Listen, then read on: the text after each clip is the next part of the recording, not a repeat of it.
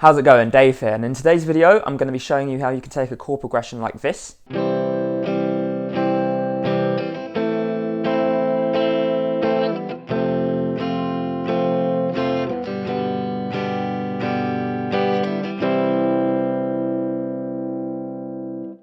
and turn it into something that sounds like this.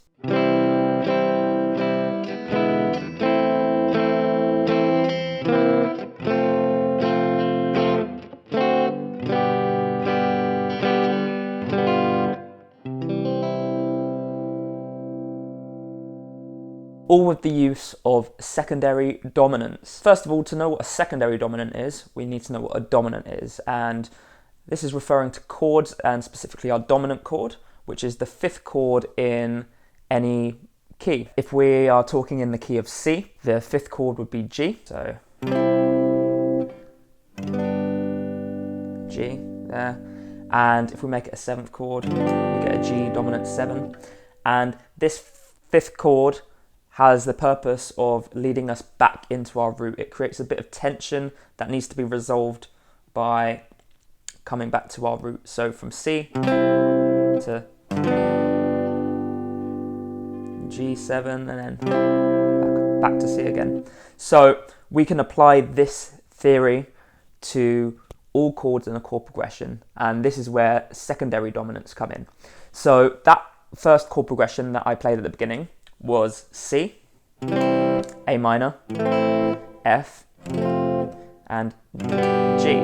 So what we're going to do is we're going to apply secondary dominants to each chord to make this chord progression sound a bit more tasty. Make sure you stick around to the end, because I'm going to give you 2 extra ways that you can even further add more sass and more taste to your secondary dominant chords. So C. Second chord is A minor, and A minor is our target chord. That's the chord we're heading to, so that's the one we want to apply secondary dominant to. So all we have to do is play 1/5 higher, which is E, and make that a dominant 7th chord, so E7. So between C and A minor, we're going to play E7.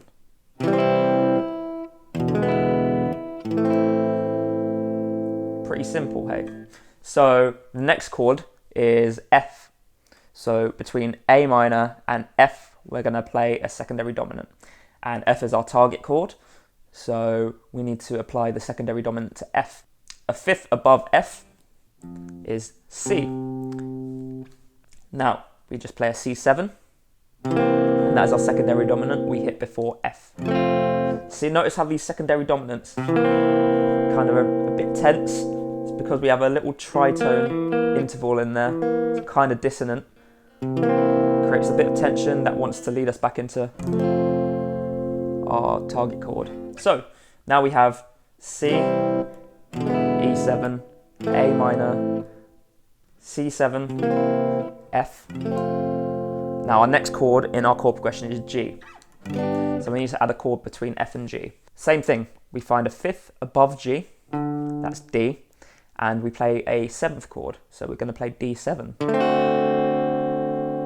So in between F and G, we're going to play D7, and altogether we've got C, E7, A minor, C7, F, D7, G. And now we want to lead back into our C chord.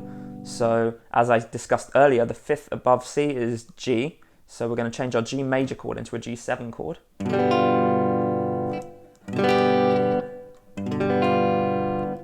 And then we're back on the C, and we can start our chord progression again. Secondary dominants are a very simple way to just improve the sound of your chord progressions. As I said earlier, I'm going to show you a couple more ways that you can just take this a little bit further. So the first way is to add a tritone substitution.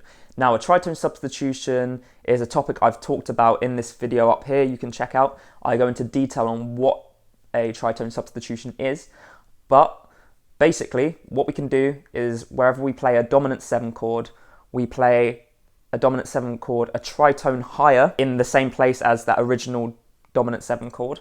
So if we had a G7, a a tritone above G7 is D flat, and we play a D flat 7 instead, and has the same quality as the G7 chord. So D flat 7 back into the C. So we're going to apply that to our chord progression. So we've got C, E7, A minor, C7, F, D7, G, D flat 7, and then back to C again. And one more thing you can do with secondary dominants is, instead of just playing a regular old dominant 7 chord, we could play an altered dominant chord. And there's many different altered dominant chords that we can play. So let me know if you want a video in the comments all on altered chords and the altered scale. I'm planning on doing one.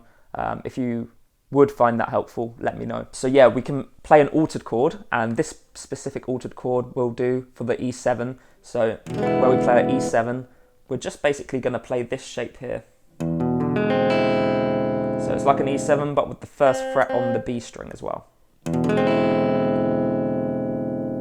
before we hit our A minor. Let's try the altered dominant chord and the tritone substitution in our chord progression with these secondary dominants. So we've got C, E7 altered, A minor, C7, F, D7, G, D flat 7.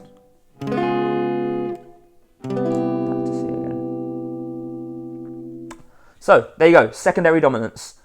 If you enjoyed the video, please click like, and if you haven't already, subscribe to my channel. I don't know why you wouldn't have subscribed to my channel by now. I mean, look at this awesome information I'm giving you, and I will see you in the next video.